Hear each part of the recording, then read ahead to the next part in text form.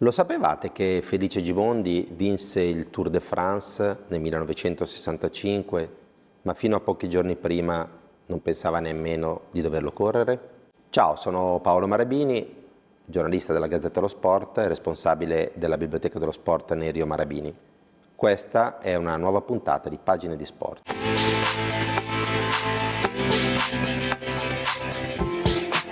Nel luglio del 1965 il mondo del ciclismo, ancora orfano del campionissimo Coppi, morto 5 anni prima, viene percosso da una scarica elettrica.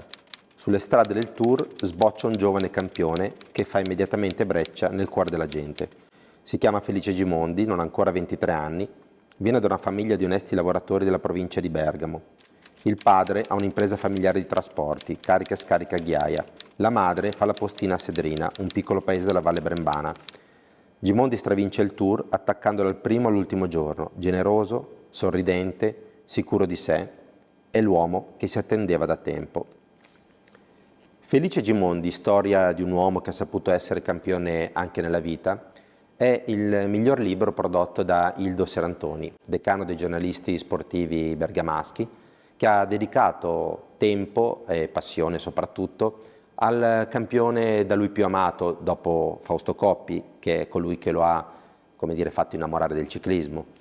Ildo Serantoni è uno dei tanti scrittori, giornalisti e scrittori, che hanno dedicato la loro penna a Felice Gimondi, ma questo libro forse è il più esaustivo, è quello che ci racconta Felice Gimondi dalla nascita fino all'addio della carriera avvenuta nel 1978 e racconta la sua vita privata, racconta gioie e dolori di uno dei campioni più straordinari che il ciclismo mondiale abbia mai avuto e soprattutto del campione simbolo dello sport bergamasco.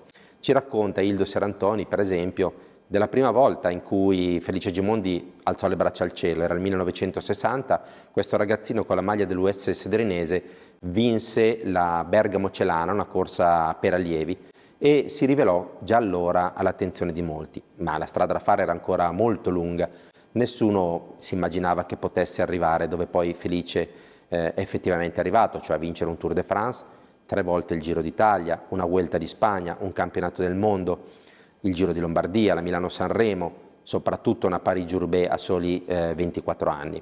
Felice Gimondi è stato appunto il campione simbolo dello sport bergamasco. Ildo Serantoni ce ne tratteggia anche la figura molto carismatica all'interno del gruppo. Osa ricordare appunto anche lo stesso Felice nella sua testimonianza di come non fosse poi amatissimo dai suoi compagni, perché lui era molto esigente e pretendeva la massima dedizione, massima lealtà, il massimo attaccamento da parte di tutti, ma poi ha chiesto scusa a tutti per essere stato magari brusco, ma tutti i suoi compagni di fronte a un capo carismatico come Felice non hanno mai risparmiato una sola pedalata, hanno sempre concorso ai grandi trionfi di Felice.